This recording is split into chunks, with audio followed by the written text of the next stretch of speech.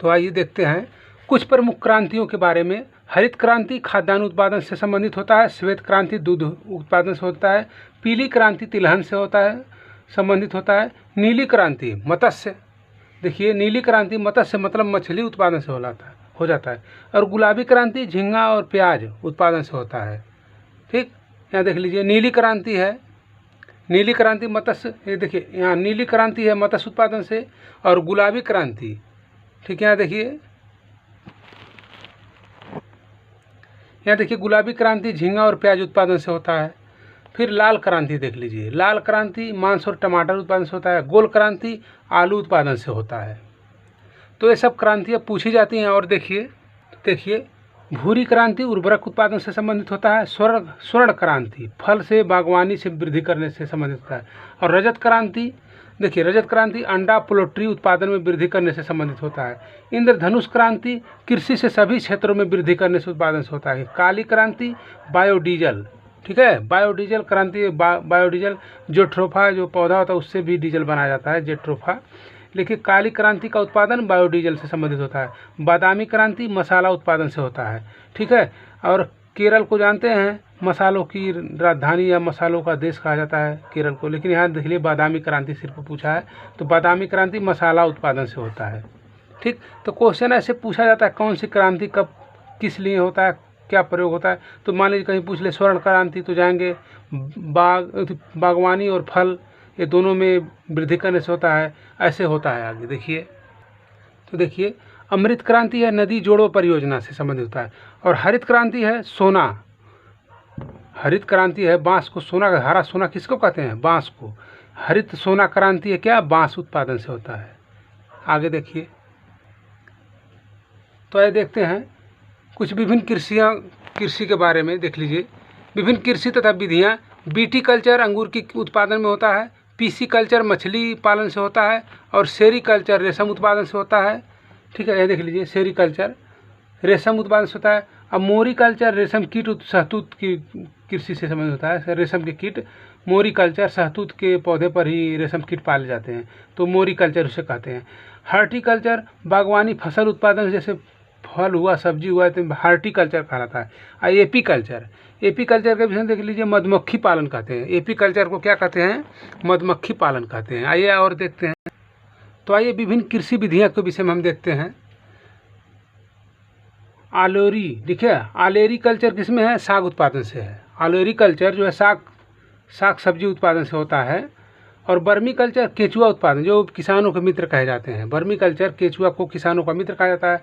अब पोमोलॉजी फल उत्पादन से संबंधित होता है। ये जो पोमोलॉजी है फल उत्पादन से संबंधित है। फ्लोरी कल्चर फूल उत्पादन से होता है। फ्लोरी कल्चर क्या है, ये फूल उत्पादन से होता है। और आइए दिखा रहे हैं आपको, फ्लोरी कल्चर फूल उत्पादन से होता है। और सिल्वी कल्चर वन उत्पादन से होता है, वन संवर्धन से, वन में वृद्धि करने से संबंधित होता है सिल्वी कल्चर। तो ऐसे अनेक कल्चर, ये विभिन्न कृषि विधियां हैं, इसको परीक्षाओं में हमेशा पूछा जाता है। फ्लोरी कल्चर पूछे तो आप जाएंगे फूल उत्पादन से होता है, पोमो कल्चर पूछे तो फल उत्पादन से होता है। ऐसे अनेक विधियों से पूछा जाता है। सिल्वी कल्चर पूछा जाता है, वन संवर्धन से संबंधित होता है। ऐसे पूछे जाते हैं क्वेश्चन, इसको ध्यान में रख के इसको देखिएगा। तो देखिए ओल्वी कल्चर होता है व्यापारिक स्तर पर जैतून की खेती से संबंधित होता है। ओल्वी कल्चर पूछे तो व्यापारिक में जैतून खेती किससे पूछे, अगर डायरेक्ट घुमा पूछता है कि जैतून खेती किससे संबंधित है तो कहेंगे ओल्वी कल्चर से। तो ऐसे हमेशा क्वेश्चन पूछे जाते हैं। तो आइए देखते हैं प्रमुख फसलों के विषय में। देख लीजिए रबी की फसल, ठीक है। देखिए रबी की फसल कब बुआई होती है, अक्टूबर में। और कटाई कब होती है, मार्च से अप्रैल में। तो क्या क्या आते हैं रबी की फसल में, गेहूँ जौ चना मटर सरसों अलसी मसूर आलू बरसीम आदि, ये सब का क्या आते हैं, रबी की फसलों में आते हैं। हमेशा क्वेश्चन पूछता है मार्च में कौन सी फसल काटी जाती है तो कहेंगे अब रबी की फसल। कब बुआई होती है, अक्टूबर में। तो गेहूँ कैसा फसल है तो रबी का फसल है। पूछ ले आलू किसका फसल चलता है, ये तो जैविक में आता है, लेकिन आपको मुख्य रूप से रबी में मिलेगा। ये रबी के सीजन में काटा जाता है। सरसों पूछे तो सरसों भी रबी के फसल में जाता है। अगर चना पूछ ले मटर पूछ ले तो भी आपको रबी के फसल को ही मारना है। आइए दिखाते हैं खरीफ की फसल। दूसरा हमारा खरीफ की फसल है। ये बुआई जून से जुलाई में होता है और कटाई अक्टूबर से नवंबर में काट लिया जाता है। और इसमें जो है कि धान है, ज्वार है, बाजरा है, मक्का है, तिल है, ठीक है, मूंगफली है, कपास है, रागी है, अरहर है, सोयाबीन है, आदि इसमें आते हैं। अगर मक्का तो अब सभी जगहों पे बोया जा रहा है, सभी मौसम में, तो इसको लेकिन मुख्य रूप से खरीफ का फसल है, ठीक है। कभी कभी आपको ये लगता है कि मूंगफली, तो मूंगफली तो दोनों मौसम में बोया जा रहा है, लेकिन ये मुख्यतः खरीफ की फसल है। तो इसको ध्यान दीजिएगा, क्वेश्चन में इसको भरमाने के लिए पूछा जाएगा, तो ये खरीफ के ही फसल में आएंगे, ठीक है। तो आइए जायद की फसल देखते हैं।